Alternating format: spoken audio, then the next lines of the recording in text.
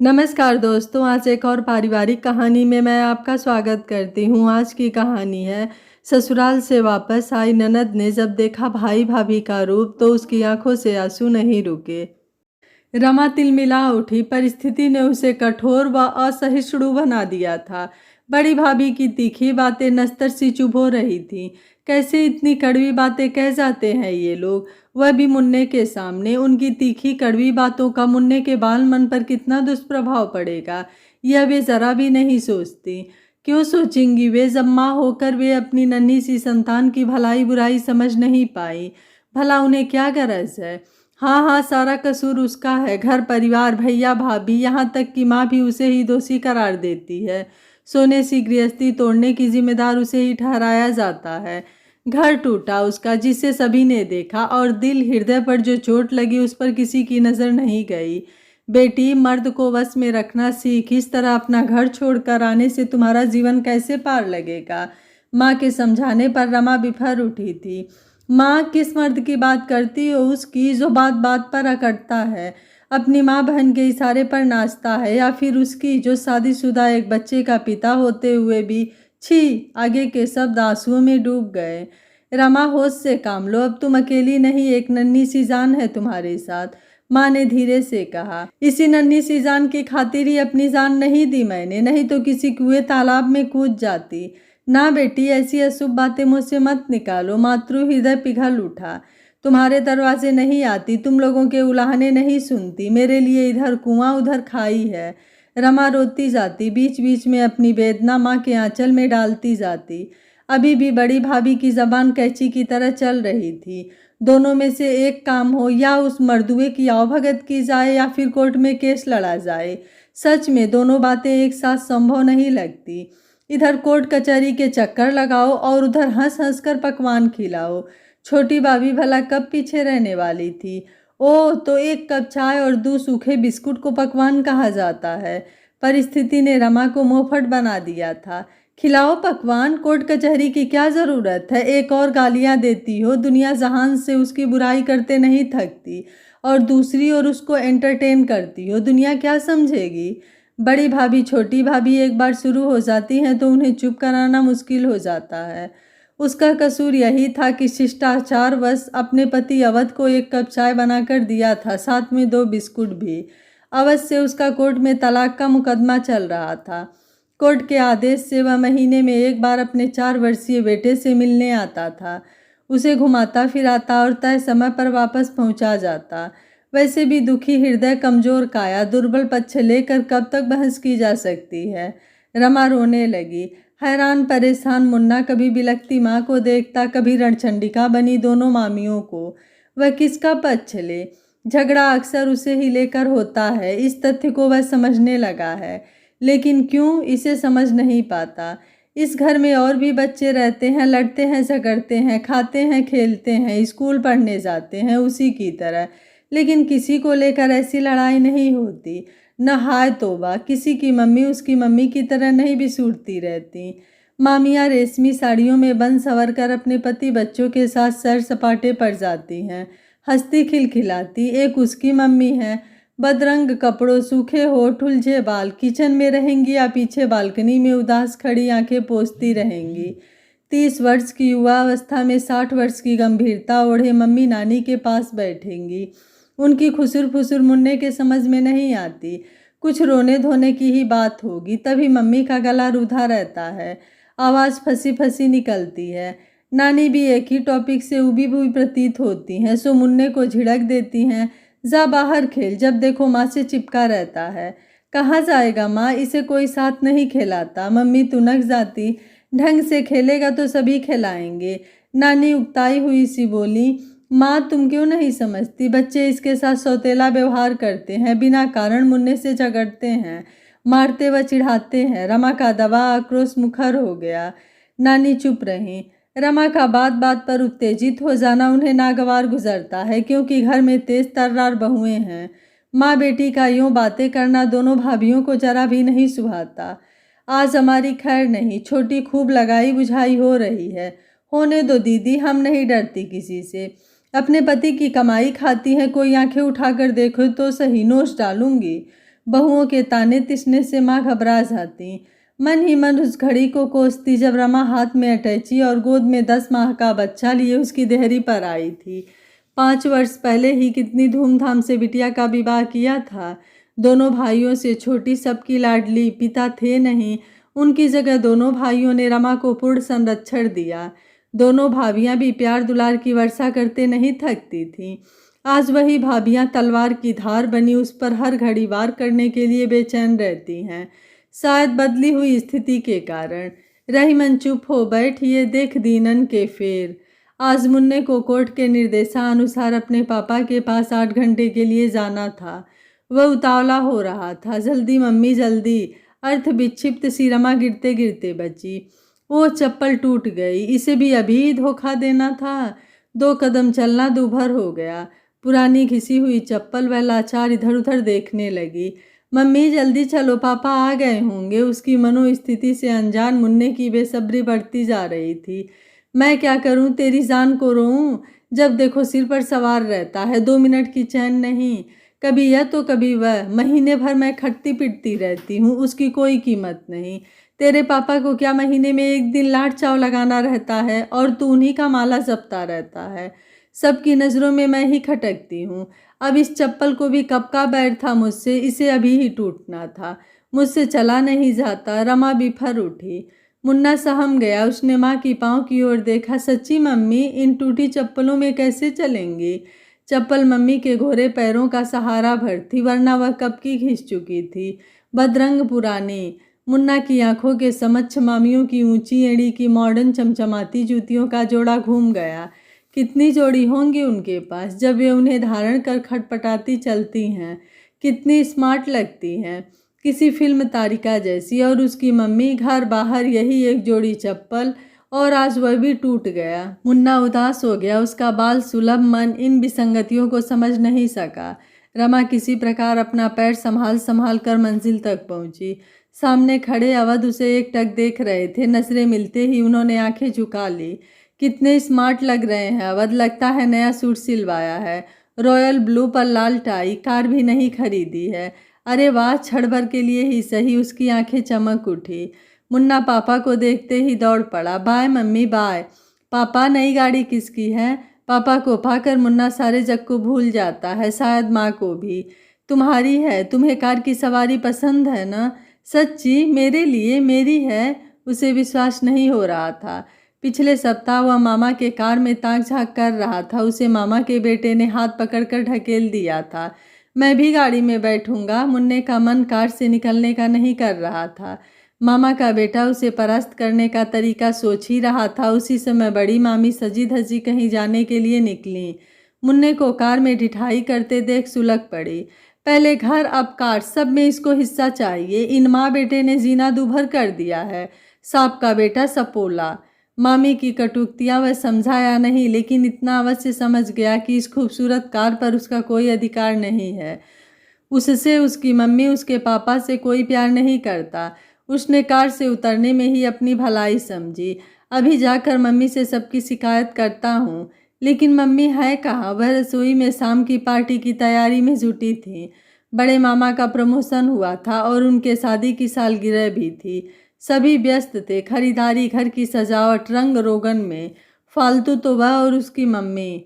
वह मम्मी के पास जा पहुंचा। आग की लपटों में मम्मी का गोरा रंग तांबई हो रहा था।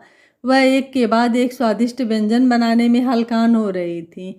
इस स्थिति में उन्हें परेशान करना सही नहीं। मम्मी, एक ले लूं? लाल सुर्ख कचौड़ी की खुशबू उसे सदैव आकर्षित करती है। मम्मी ने उंगली के इशारे से मना किया। उसके बढ़ते हाथ रुक गए। पूजा के बाद मिलेगा ना मम्मी? हाँ मेरे लाल। मम्मी ने लाडले को सीने से लगा लिया। माँ का शरीर कितना गर्म है। सीने में उबलते हुए जज्बात चक्षु से भाप बन निकलने लगे। मेरा राजा बेटा, अपना होमवर्क करो, मैं थोड़ी देर में आती हूँ। वह जानता है मम्मी रात्रि के 12 बजे से पहले नहीं आने वाली। तब तक वह दुबक कर सो जाएगा। मम्मी पार्टी समाप्त होने पर बचा खुचा काम समेटेंगी, 2 निवाले खाएंगी या भूख नहीं है कहकर छुट्टी पा लेंगी। उसे एक बार मम्मी ने इसी तरह किसी पार्टी में एक मिठाई खाने के लिए दे दी थी। उस दिन कितना शोर मचा था। यूं अपने बेटे को कुछ खाने के लिए देना दोनों मामियों को कितना नागवार गुजरा था। उस दिन से मम्मी ने जैसे कसम खा ली थी, न कुछ उठाकर बेटे को देती थी न खुद लेती थी। अपने ही माँ बाप के घर में अपने लोगों के बीच दोनों माँ बेटे किरकिरी बने हुए थे। सिर्फ मांग में सिंदूर पड़ जाने से एक बच्चे की माँ बन जाने से कोई इतना पराया हो जाता है। यही भाभियाँ रमा की एक एक अदा पर न्यौछावर होती थी, उसको खिलाने पिलाने में आगे रहती थी। उन्हीं की नज़रों में वह ऐसा गिर चुकी है। मम्मी देखो नई गाड़ी मेरे लिए, तुम भी चलो, खूब घूमेंगे, पिकनिक पर जाएंगे, अपने दोस्तों को भी ले जाऊंगा। मुन्ना खुशी से बावला हो रहा था। अवध अपने बेटे का चमकता मुखड़ा निरेख रहे थे और रमा बाप बेटे के इस मिलन को किस प्रकार ले, हंसे या रोए। हंसना वह भूल चुकी है और रोना इस आदमी के सामने जो उसके बेटे का बाप है। ना वह रोएगी, नहीं कमज़ोर नहीं पड़ेगी, वहाँ से भागना चाहती है। टूटी हुई चप्पल, हाय रे समय का फेर। पति कार स्टार्ट कर जा चुके थे। मुन्ने का हिलता हाथ नज़रों से ओझल हो गया। वह टूटी चप्पल वहीं फेंक नंगे पाँव घर लौट आई। माँ किताब पढ़ रही थी। भाभियाँ अपने आप में मस्त, किसी का ध्यान उसकी ओर नहीं। वह बिस्तर पर कटे पेड़ के समान गिर पड़ी। हृदय की पीड़ा, आंखों में आंसू बन बह चली। बचपन से लेकर आज तक की घटनाएं क्रमवार याद आने लगी। रमा के पिता व्यापारी थे, अच्छा खाता पीता परिवार, दोनों भाइयों से छोटी। रमा सबकी लाडली, सुंदर, संस्कारी। पिता के बाद भाइयों ने कारोबार संभाल लिया। भाभियाँ उस पर दिलो जान छिड़कती। भाई बहन का प्यार देख माँ फूली नहीं समाती। रमा रूपवती मिलनसार लड़की थी, लेकिन माँ के अत्यधिक लाड प्यार, भाइयों के संरक्षण, भाभियों का दोस्ताना व्यवहार ने उसे कुछ ज़्यादा ही भावुक बना दिया था। निर्णय लेने की क्षमता का उसमें विकास नहीं हो पाया था। आगा पीछा नहीं जानती थी। शायद यही सब उसके सर्वनाश का कारण बना और इसी सब ने उसे आज इस विकट परिस्थिति में खड़ा कर दिया। रमा बड़ी हो गई है, उसके लिए बर ढूंढने की जिम्मेदारी तुम दोनों भाइयों की और विवाह की तैयारी दोनों भाभियों की। माँ बेटी रमा के ब्याह के लिए चिंतित थी। भाइयों ने इसे गंभीरता से लिया और उसी दिन से शुरू हुआ उचित वर, घर की तलाश। घर वर दोनों मनोनुकूल मिलना आसान नहीं था। कहीं लड़का योग्य तो घर कमज़ोर, कहीं घर समृद्ध लेकिन वर रमा के योग्य नहीं। इसी बीच गांव घर की बुआ अवध का रिश्ता लेकर आई। वे कभी अवध के रूप गुण का बखान करती, कभी उसके ऊंचे खानदान व धन दौलत का। रमा छिप छिप कर सुनती, अपने भावी जीवन की कल्पना में डूबती उतराती रहती। रिश्ता पक्का हो गया। विवाह धूमधाम से संपन्न हुआ। लेन देन में कोई कमी नहीं, वर पक्ष से कोई दबाव भी नहीं था। अवध के परिवार वालों को रमा भा गई थी। परिवार पसंद आ गया था। शुरू में सब कुछ ठीक ठाक रहा। अवध रमा पर जान छिड़कता था। मायके की तरह रमा ससुराल में भी सबकी लाडली बनी हुई थी। गर्भ में मुन्ना के आते ही अवध खुशी से झूम उठा। सास ससुर देवर ननद ने रमा की भलैया ली। देखने वाले दंग। इतने वर्षों पश्चात घर में पहला बच्चा। रमा को सभी हथेली पर रखते। बहू यह न करो, वह न करो, सासू माँ लाड लगाती। लो बहू तुम्हारे लिए। ससुर का हाथ फल मेवों अन्य पौष्टिक पदार्थों से भरा रहता और अवध वह बावला रमा को पल भर के लिए भी आंखों से ओझल नहीं होने देना चाहता था। दफ्तर से बार बार फोन करता, रोज बालों के लिए गजरा उपहार लाता। गोल मटोल शिशुओं की तस्वीरों से कमरा जगमगा उठा। माँ व भाई रमा को लाने गए। सास ससुर ने हाथ जोड़ लिए। बेटी का सुख मान सम्मान देख माँ व भाई गदगद हो उठे। माँ व भाई चाहते थे कि जचकी मायके में हो, वहीं सास ससुर पति पल भर के लिए बहू को आंखों से ओझल नहीं होने देना चाहते थे। रमा दोनों पक्षों के दांव पेच पर मुस्कुरा उठती। रमा ने स्वस्थ सुंदर बेटे को जन्म दिया। बड़ी धूमधाम से जन्मोत्सव मनाया गया। माँ बनकर रमा निहाल हो उठी। जब देखो मुन्ने को छाती से चिपकाए रहती। घर भर का खिलौना मुन्ना अपने बाल सुबह अदाओं से सबका मन मोह लेता। रमा बड़ा होकर मुन्ना मेरी तरह इंजीनियर बनेगा। अवध की आंखें चमकने लगती। नहीं, मैं इसे डॉक्टरी पढ़ाऊंगी, लोगों की सेवा करेगा। रमा हंस पड़ती। न डॉक्टर न इंजीनियर, यह मेरी तरह बैरिस्टर बनेगा। दादाजी कब पीछे रहने वाले थे। कहीं नाना नानी जैसा व्यापारी बना तो। नानी बीच में टपक पड़ती। सभी हाँ हाँ कर हंसने लगते। हर्षो उल्लास से लबालब थे। मायके और ससुराल किसकी नज़र लग गई। आज उसी मुन्ने की जननी की सुध किसी को नहीं। आखिर इसके पीछे का कारण क्या है। मुन्ने के जन्म के बाद तीसरे महीने ही दिवाली का त्यौहार आया और उस मनहूस दिवाली ने रमा व उसके मुन्ने की जीवन धारा पलट कर रख दी। उस दिन घर बाहर खूब रंग रोशन हुआ था। नाना प्रकार के पकवान, मिठाइयाँ, मेवों, उपहार का ढेर लग गया था। रेशमी साड़ी और कीमती आभूषणों से लदी फदी रमा पति का बेसब्री से इंतजार कर रही थी। अवध देर से लौटे, साथ में एक सुंदर युवती थी। रमा, यह मेरी कॉलेज की सहपाठी दिवा है। रमा ने हाथ जोड़ दिए। नमस्ते। दिवा ने चुभती नजर रमा पर डाली। कहाँ ढूंढा इतनी खूबसूरत पत्नी? अरे तुमसे कम ही, अवध का मजाकिया स्वभाव था, किंतु रमा झेप गई। अवध के इस बेतुके मजाक ने सीधे उसके दिल को टीस दी। दिवा जितनी देर रही अवध से चिपकी रही। सुंदर वह थी ही, उसकी दिलकश अदाएं, बात करने का अंदाज, बेवजह खिलखिलाना रमा को जरा भी नहीं सुहाया। दिवाली, पूजन, हंसी मजाक, शोर शराबा, भोजन पानी करते करते आधी रात बीत गई। अब मैं चलूंगी, दिवा बोली थी। चलो, मैं तुम्हें छोड़ आता हूँ। अवध की आंखों की चमक रमा आज तक भूल नहीं पाई है। अगर वह पुरुष मनोविज्ञान की ज्ञाता होती तो कभी भी अपने पति को उस मायावी के संग न भेजती। पति जब तक घर लौटे वह मुन्ने को सीने से चिपकाए सो गई थी। फिर तो अवध रमा और मुन्ने की ओर से उदासीन होता चला गया। उसकी सामे दिवा के साथ बीतने लगी। पत्नी से उसकी औपचारिक बातचीत ही होती। मुन्ने में भी खास दिलचस्पी नहीं रह गई थी उसकी। भोली रमा पति के इस परिवर्तन को भाप नहीं पाई। दिन रात मुन्ने में खोए रहती। वह मुन्ने को कलेजे से लगाए सुख स्वप्न में खोई थी। एक दिन उसकी सहेली ने फोन पर जानकारी दी। आजकल तुम्हारे मियाँ जी बहुत उड़ रहे हैं। क्या मतलब? अब इतनी अनजान न बनो। तुम्हारे अवध का दिवा के साथ क्या चक्कर चल रहा है तुम्हें मालूम नहीं? कैसी पत्नी हो तुम? दोनों स्कूटर पर साथ साथ घूमते हैं, सिनेमा व होटल जाते हैं, और तुम पूछती हो क्या मतलब? सहेली ने स्पष्ट किया। देख, मुझे झूठी सच्ची कहानियां न सुना। वह अवध के साथ पढ़ती थी। रमा चिहुक उठी। पढ़ती थी ना, अब अवध के साथ क्या गुल खिला रही है? मुझ पर विश्वास नहीं है? पूछ कर देख ले, फिर न कहना मुझे आगाह नहीं किया। तुम इन मर्दों को नहीं जानती। लगाम खींच कर रख, वरना पछताएगी। सहेली ने फोन रख दिया। अब रमा का दिल किसी काम में नहीं लग रहा था। मुन्ना भी आज उसे भला नहीं सका। वह छटपटा उठी। सहेली की बात किससे कहे? माँ जी से, पिताजी से? ना, उसकी हिम्मत जवाब दे गई। वह सीधे अपने पति से ही बात करेगी। अवध ऐसा नहीं है। अवध सदा से ही अपने रख रखाव, पहनावे का विशेष ध्यान रखते थे। इधर कुछ ज्यादा ही सजग सचेत रहने लगे हैं। हरदम खिले खिले, प्रसन्न, अपने आप में मग्न। घर में पाँव टिकते नहीं थे। भूल कर भी रमा को कहीं साथ घुमाने नहीं ले गए। मुन्ना एक अच्छा बहाना था। रमा को कोई सिकवा भी नहीं थी। वह अपनी छोटी सी दुनिया में मस्त थी, जहाँ उसका प्यारा पति एवं जिगर का टुकड़ा मुन्ना था। वहीं उसकी खुशियों में उसकी सहेली ने सेधमारी की थी। वह बेसब्री से अवध की राह देखने लगी। रात गए, अवध लौटा, गुनगुनाता, सीटी बजाता, बिल्कुल आशिकाने मूड में। खाना रमा को अपने इंतजार में देख उसे आश्चर्य हुआ। खा लिया है? वह बेफिक्री से कोट का बटन खोलने लगा। रमा ने लपक कर कोट थाम लिया। लेडीज परफ्यूम का तेज भभका। रमा को यूं कोट थामते अपने लिए जागते देख अवध चौंका, क्योंकि मुन्ने के जन्म के बाद से वह बच्चे में ही खोई रहती। वह रात में लौटता, उस समय वह मुन्ने के साथ गहरी नींद में खर्राटी लेती मिलती।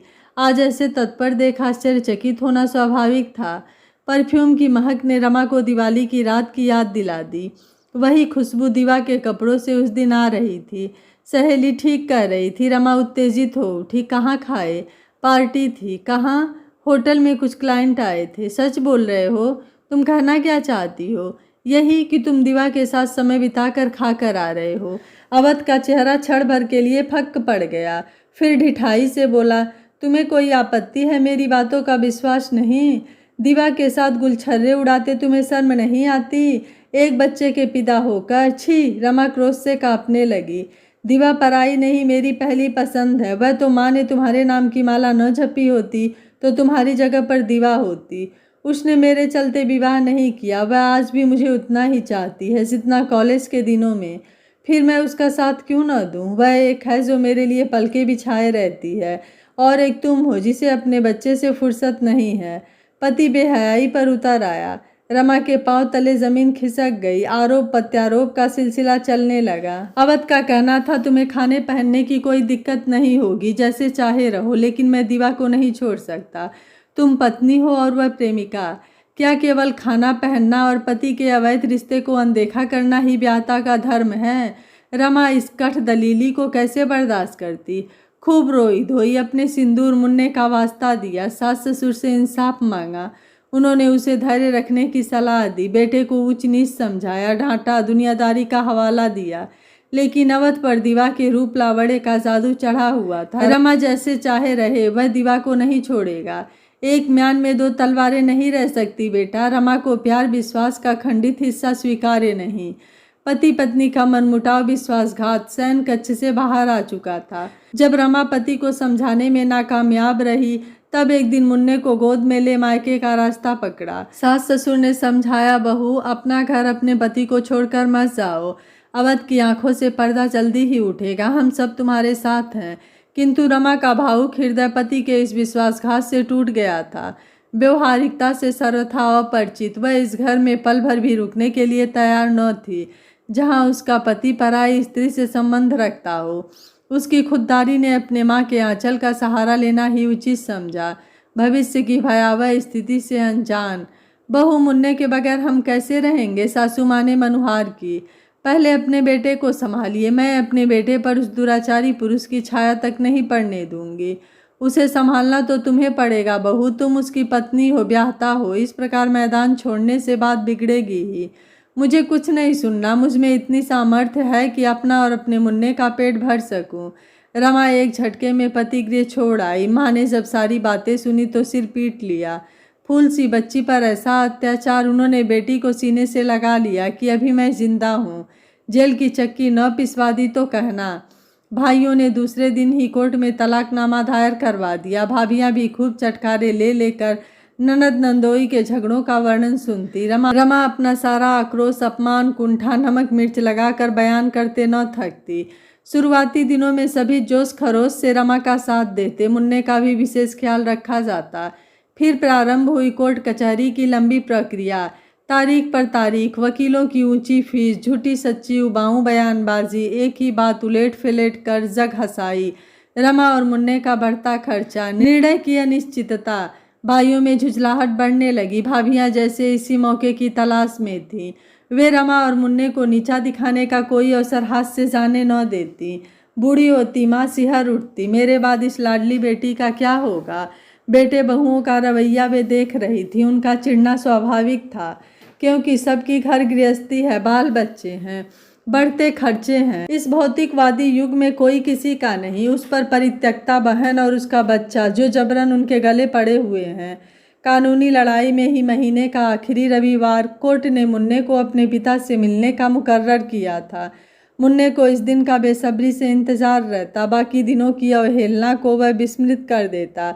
अवध बिना नागा आखिरी रविवार की सुबह आते, रमा मुन्ने को उनके पास पहुंचा देती। दोनों एक दूसरे की ओर देखते अवश्य, लेकिन बात नहीं होती। मुन्ना हाथ हिलाता, पापा के स्कूटर पर हवा हो जाता।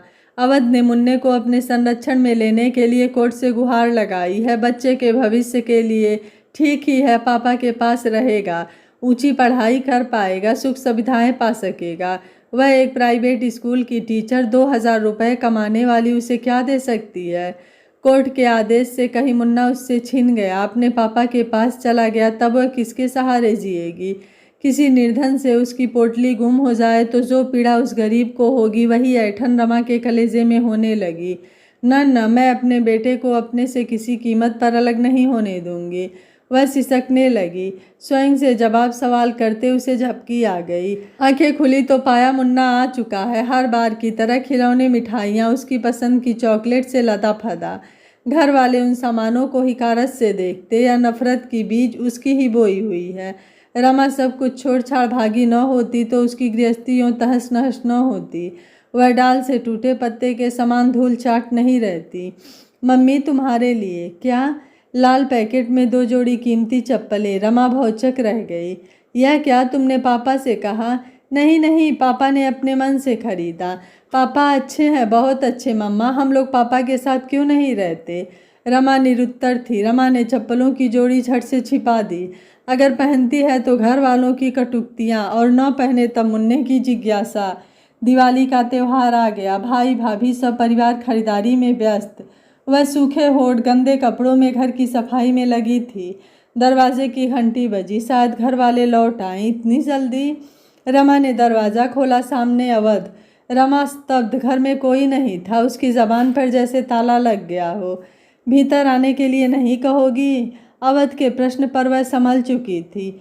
हाँ हाँ आइए, परंतु इस समय घर में कोई नहीं है। मुन्ना कहाँ है? वह अपने नानी के साथ पार्क गया है। अच्छा, दिवाली की सफाई हो रही है? रमा समझ ही नहीं पा रही थी कि वह क्या कहे। इस विषम परिस्थिति के लिए वह कतई तैयार न थी। जिस व्यक्ति पर कभी उसने अपना सर्वस्व न्यौछावर किया था, उसके बच्चे की माँ बनी थी, उससे ऐसी झिझक। थोड़ी सी बेवफाई और कानूनी दांव पेच ने दोनों के बीच गहरी खाई खोद दी थी। रमा, तुम मुझसे बहुत नाराज़ हो, होना भी चाहिए। मैं तुम्हारा अपराधी हूँ, मैंने तुम्हें बहुत दुख दिए। दीवा रूपी मृग तृष्णा के पीछे भागता रहा। अपनी पत्नी के निश्चल प्रेम के सागर को पहचान नहीं पाया। अब मैं तुम्हें और मुन्ने को लेने आया हूँ, मुझे माफ़ कर दो। मैं आपके साथ कैसे जाऊंगी? दीवा के साथ नहीं रह सकती, मुझे मेरे हाल पर छोड़ दीजिए। आक्रोश आंखों से बह निकला। दीवा से मेरा कोई लेना देना नहीं है। मैंने उससे सारे रिश्ते तोड़ लिए हैं, पहले ही काफ़ी देर हो चुकी है। अब अपनी पत्नी और बच्चे से दूर नहीं रह सकता। किंतु मेरी माँ, भाई, कोर्ट कचहरी, उसे अपने कानों पर विश्वास नहीं हो रहा था। माँ भाई को क्यों एतराज़ होगा? अपनी पत्नी और बेटे को लेने आया हूँ। और रहा कोर्ट कचहरी तो लो, तुम्हारे सामने ही सारे कागजात फाड़ फेंकता हूँ। जब मियाँ बीबी राजी तो क्या करेगा काजी? पर मैं कैसे विश्वास करूँ? विश्वास तुमको करना ही पड़ेगा। भरोसा एवं प्यार पर ही दाम्पत्य की नींव टिकी होती है। तुमने मुझ पर पहले ही अपना अधिकार जता बाहों का सहारा दे अपने पास खींच लिया होता तो मैं दीवा में अपनी खुशियाँ नहीं तलाशता। सच है कि मैं भटक गया था, किंतु यह न भूलो, भटका हुआ मुसाफिर भी कभी न कभी सही राह पा लेता है। अवध ने अपनी बाहें फैला दी। परिस्थितियों की मार से आहत रमा इस अप्रत्याशित घटनाक्रम से अचंभित अपने पति के हृदय से जा लगी। अवध, रमा और मुन्ने दिवाली के दिन जब अपने घर पहुँचे, एक साथ लाखों दिए जल उठे। दिवाली की खुशी दुगनी हो गई। उनका उजड़ा संसार दिवाली की रोशनी में आबाद हो चुका था। सास ससुर तो कभी बहू की गलती मानते ही नहीं थे। उन्हें तो आज भी अपनी बहू सही थी और कल भी सही थी। वो प्यार से अपनी बाहों में समेट लिए। बोले, आज सही मायनों में 5 साल बाद मेरी दिवाली रोशन हुई है। हमारे घर की लक्ष्मी जो वापस लौट आई है। आपको रमा का फैसला कैसा लगा? आप मुझे अपनी राय कमेंट बॉक्स में ज़रूर दीजिएगा। वीडियो पसंद आया है तो वीडियो को लाइक, शेयर एंड चैनल को सब्सक्राइब कर लीजिएगा। Thank you for watching. मिलते हैं अगली कहानी में।